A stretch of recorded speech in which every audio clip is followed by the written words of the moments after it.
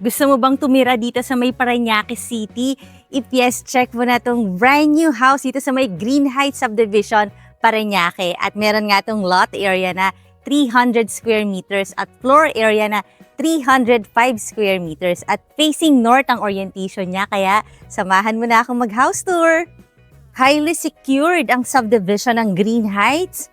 Tapos, ang lapit lang nito sa SNR, sa SM.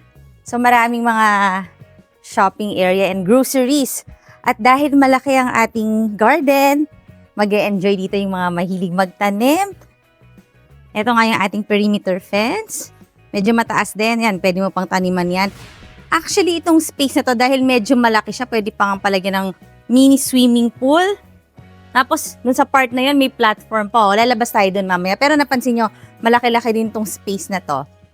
I think mga 3 to 4 meters siya. Tapos meron kang water tank doon. So, hindi ka mauubusan ng water. Although, 24/7 naman ang may nilad dito sa lugar na to. At meron siyang 2 vehicle carport. May pagka-brutalist ang inspiration ng ating brand new house na to.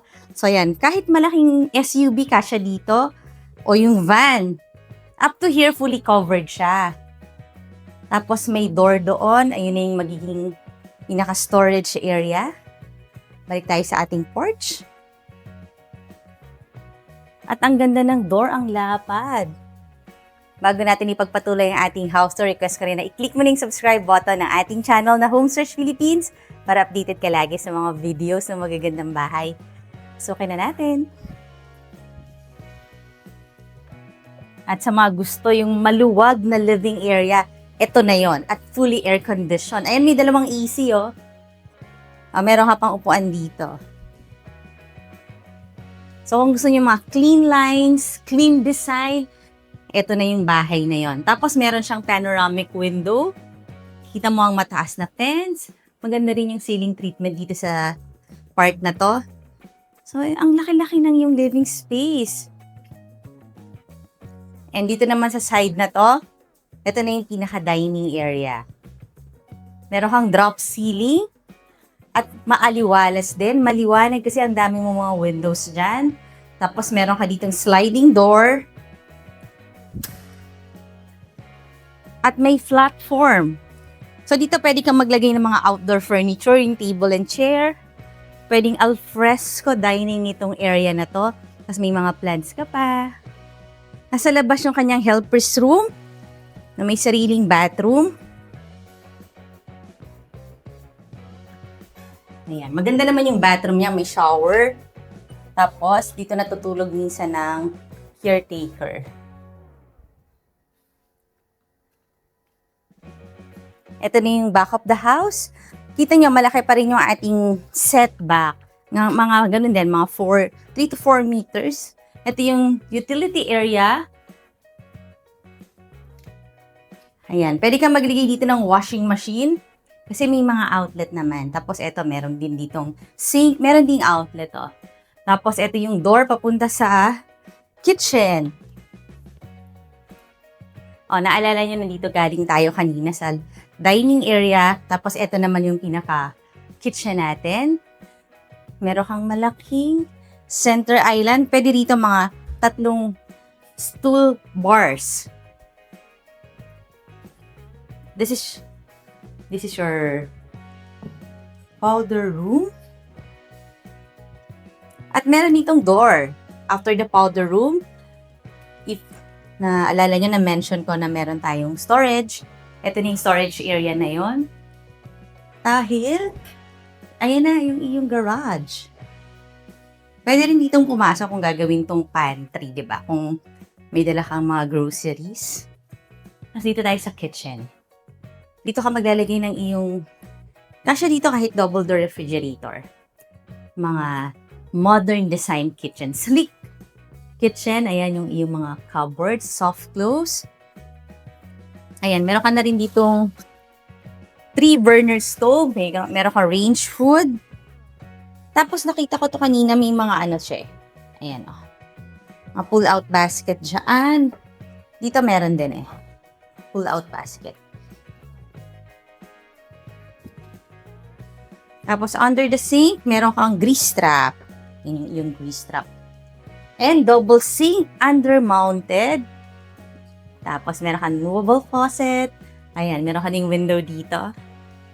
So, di ba parang modern minimalist yung inspiration ng ating brand new house dito sa may Green Heights subdivision. At ang lapad ng staircase, pwedeng dalawa yung sabay na umaakyat or bumababa. Kahit nga tatlo eh. Tapos meron ka pang step lights doon. At bago natin tingnan ang iyong second floor, syempre request ko rin na i-like mo na yung Facebook page ng Home Search PH para makita mo yung pictures nito at marami ka pang makitang magagandang bahay. Nice yung kanyang handrail. Ayan o, ang lapad o, di ba? Circle ang iyong staircase, landing, at ang ganda rin ng kanyang mga windows dyan, mga fixed windows. Dito sa second floor, meron kang 4 bedrooms at malapad na hallway. This is your bedroom number 1. Corner room, very bright. Meron kang mga awning type window. Yan. Ganon din sa other side. Next bedroom. Nakikita sa mga medium-sized families.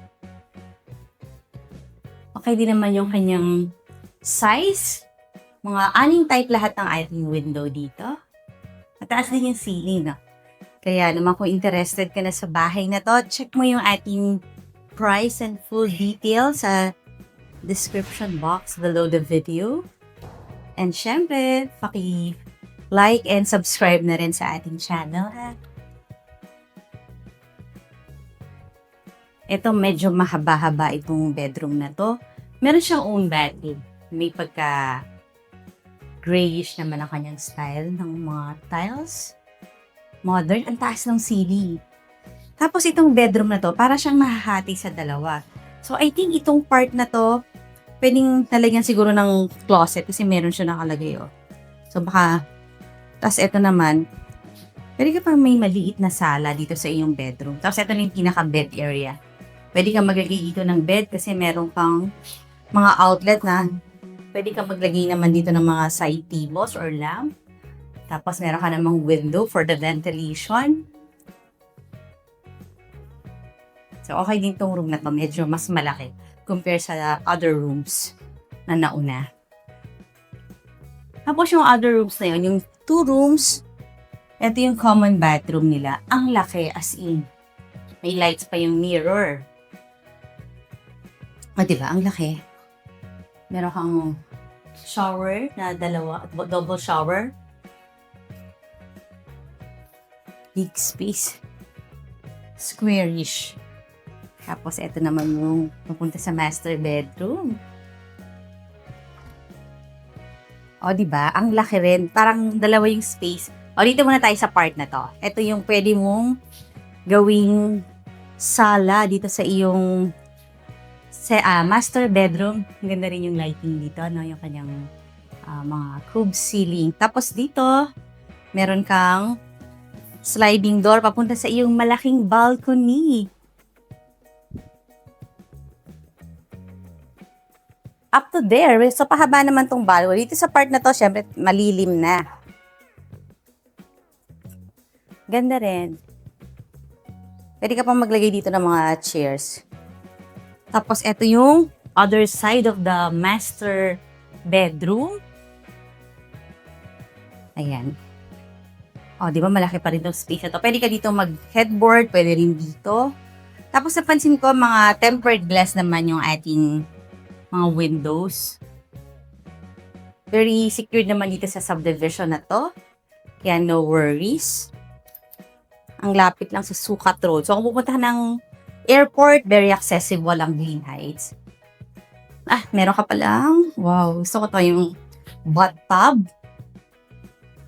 Ito yung ating window na meron siyang nakalagay na sulat tempered glass. Tapos, dalawang iyong sink, his and hers. Ito na yung shower area. Meron ka pang maliit na shower, oh. Nandito na nakalagay.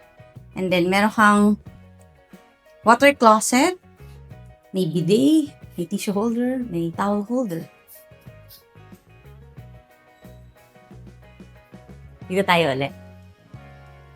Kaya naman kung interested ka dito sa bahay na to, pwede mo na akong tawagan. Nandyan lang yung number ko. Ngayon naman, request ko na i-click mo na yung subscribe button ng ating channel na Home Search Philippines, and I will see you in the next video.